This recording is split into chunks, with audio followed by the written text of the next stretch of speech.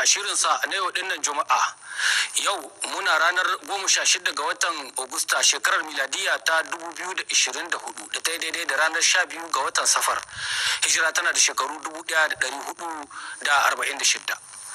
Masu kallon mu da sauraron mu assalamu alaikum wa rahmatullahi wa barakatuhu, barkamu da warhaka, barkamu kuma da sake saduwa da ku a daidai wannan hili na waɗannan labarai na yau da za mu somawa da fadar shugaban kasa, inda a ranar jiya da yamma shugaban majalisar ceton kasa Brigadier Janar Abdulrahman Chani ya yi wata ganawa da wasu 'yan kasar Nijar da suka nuna kishin kasa da kuma dattako. Suka zo suka bayyana masa kyaukyawar niyyar su ta dafa ma gwamnatin ceton kasa domin wato samun sulhu tsakanin gwamnati da kuma wato 'yan ta'adda waɗanda suka kai hari a yankin karkarar Boni a kwanakin baya.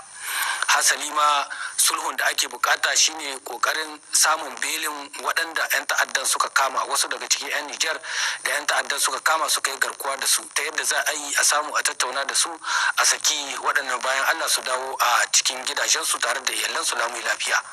Akan haka ne Firaminista Ali Muhammad Lamin Zan da ya halarci wannan ganawar tare da wato mambobin majalisar ceton ƙasa ya bayyana cewa hakika sun yi farin ciki matuƙa game da irin wannan wato gudunmawa da su waɗannan 'yan ƙasa suka kawo. Haka ake son 'yan ƙasa masu nuna damuwa ga duk irin al'amuran da suka yi ƙoƙarin dagula al'amarin ƙasa su zo su ba da hannu a kama hannu da hannu a haɗa ƙarhi da ƙarhe a samu a ceci ƙasar nan baki ɗaya. Ya bayyana cewa wannan ƙwazo, wannan niyya da suka zo da ita, gwamnati ta yi lalimar habin da ita, ta karɓe ta da hannu biyu ba a ga irin yadda za a tsara, kuma za a duba a ga irin yadda za a tsara wannan tahiya ta kokarin neman sulhu da su waɗannan 'yan ta'addan har a samu a magance matsalolin ta'addanci ma gaba ɗaya kwata-kwata a dufaɗin ƙasar nan tamu, a tabbatar da zaman lafiya da kuma kwanciyar ƙasa, kwanciyar hankalin al'umma gaba da yamma, kudu da arewa a dufaɗin ƙasar Nijar baki ɗaya. Allah maɗaukin sarki ya mana jagora. A ci gaba da labaran mu sanar da ku cewa 'yan ƙasa na ci gaba da ba da gudunmawa ta dukiyoyinsu a gidauniyar nan da aka girka ta ceton ƙasa mai suna FSP a da turanci.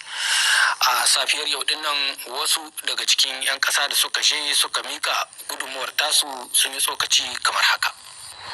Ina cikin ɗai ga masu ba da horo na santar ɗin da mai gidanmu ya faɗi yanzu na masu hot culture. Abin da ya kawo mu nan kamar yanzu namu kokari ne muka kawo na mukama mu ma gwamnati, mukama ma ƙasar mu. Muna son mu ma a ba mu yaran da zai kamata mu je mu koya musu aiki, su gani aikin da muke, a gani cikin abin da muke ciki. Tunda ayyuka da dama muna yi yanzu, cikin ayyukan da muke yi kamar ɗinki da muke yi, ɗinki ne na zamani, wanda ɗinki ne da inda an ka kai mutane suka abunga ana ganin ɗumukan da muke yi ɗinki na zamani ne. Kamar yanzu mu abin da muka kawo kamar bursu ne muka kawo na yara, wanda za a kai mana yara mu koya musu aiki, mu kwatanta musu abin da muke ciki. Tunda aikin da muka iya muna son mu zube shi mu kwatanta ma yara, ya mu rike shi cikin kanmu. Tunda nan da gaba yara ne za su abu ba mu ba, tunda nan da gaba mu ma mun tsuha ba za mu yi irin wannan aiki ba. Kenan gara mu sabke abin da cikin kanmu, yara su ɗauka su ma su samu ilimi don su koya mu waɗansu. Bursu da uku muka kawo suka tashi miliyan guda da 575. Yau mun zo daga wata ma'aikata da aka ce masu Société Nigérienne de Contrôle Automobile da ke aiki tana binciken lahiyar mota. Mun zo ne sabilin ciyar da shugaban kasa ya yi yake a taimaka ma Fond de Solidarité pour la Sauvegarde de la Patrie. Muna son tuna ma 'yan kasa ne da zancen security da aka nan gaya a taimaka a kawo security cikin kasa. Zancen security na ya shahi ma hanyoyin mota, tun da hanyoyin mota yau ya zama matsala gare mu. Babu sahiyar da ba a samun hatsarin mota, mutane suna ga mutuwa ya kamata a gyara. Mu dai aikin mu shine binciken lafiyar mota. Muna bincike ne mu gani cikin mota ni ne ka hawa tsari, mu ga mai mota ya ta gyara.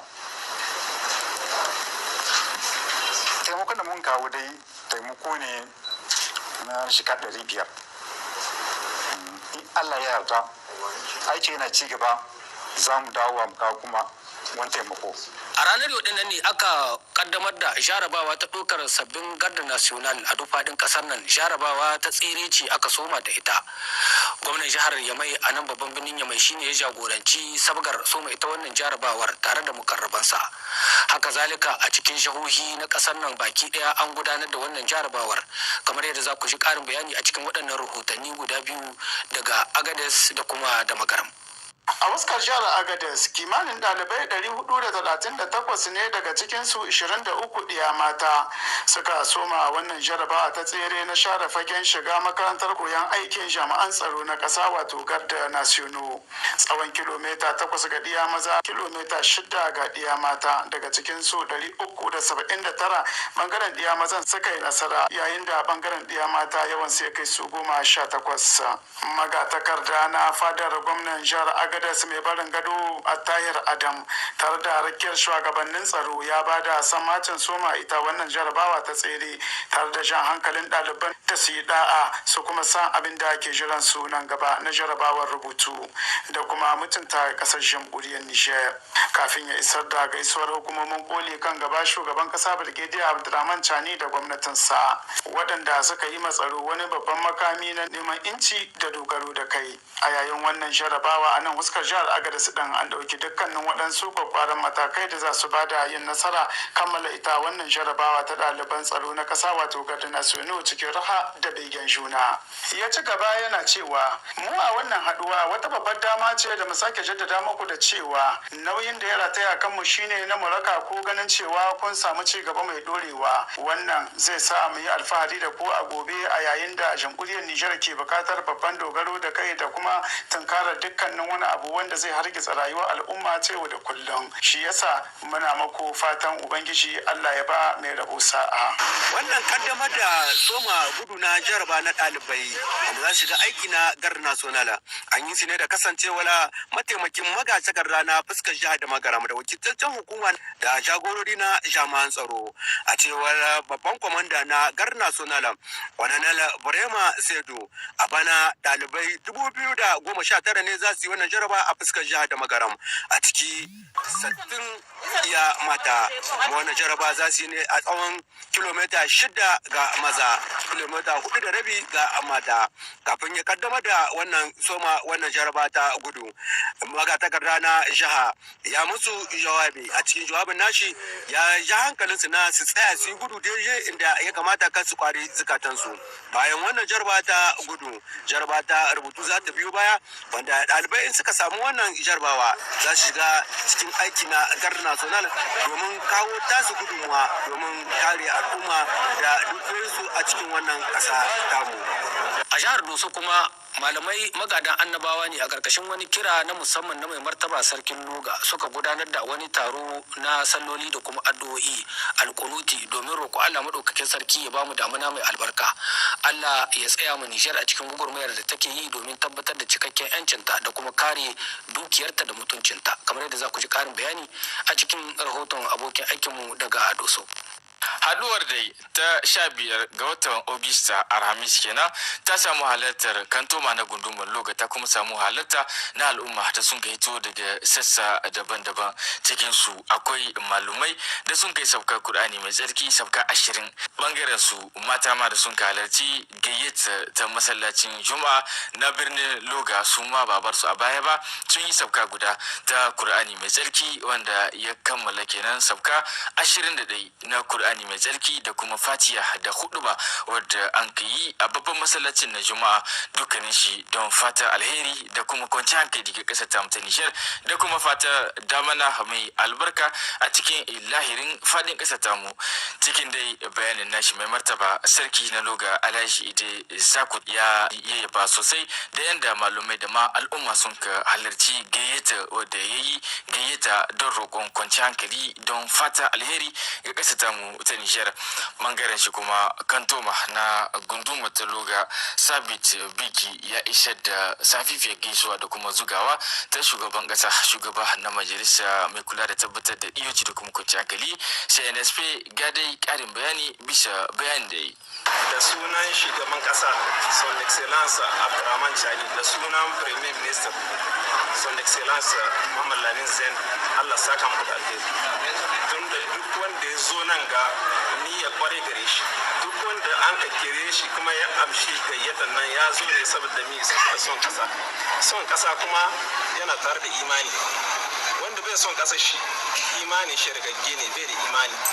Kenan a cikin halin da kasar mu take yanzu, duk musulmi wanda ya ce shi lalle musulmi ne, to ya kamata duk sallar da yayi ya sa hannu biyu roki Allah ya kama da kwanciyar hankali. Kwanciyar hankali ita ce arzikin a nan ƙasa. Ƙasa in babu kwanciyar hankali to ba wurin zama bane. Kenan kokarta da ita addu'a ba lalle da sarki ya ce ba na farko bane mun kai, mun sha yin addu'a nan ga kuma ba gajiya ba zami a ƙarin yin addu'a nan, tun da mu musulmi ne kuma ƙarhin mu shine ƙarhin Allah. Ƙarhin mu mun dogara da Allah, ba mu da ƙarfi ba mu da dabara sai yadda Allah ya da mu.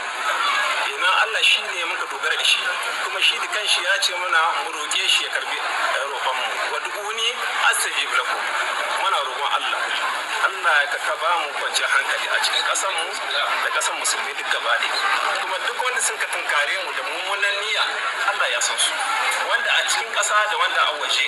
Allah an mashi shirya ne, in dai masu shiryuwa ne Allah ka shirya da su, an ba masu shiryuwa bane Allah kai ka halice su, kai ka san maganin su. Allah muna roƙon kai mana maganin su.